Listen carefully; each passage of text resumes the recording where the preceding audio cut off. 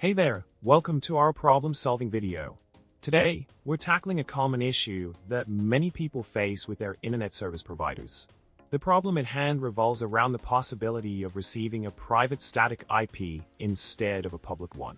In our solution, it's pointed out that this scenario is indeed quite prevalent, especially among residential ISPs.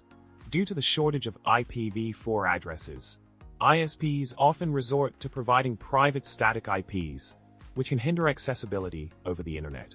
Even with port forwarding enabled, the API may not be reachable externally.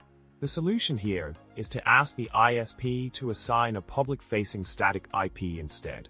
To sum it up, if you're experiencing difficulties accessing your API over the internet and suspect that your ISP has provided a private static IP, reaching out to them for a public-facing static IP is the way to go. And on that note, we've come to the end of our video. Don't forget to subscribe, like and comment below with your thoughts, preferably something witty. See you next time.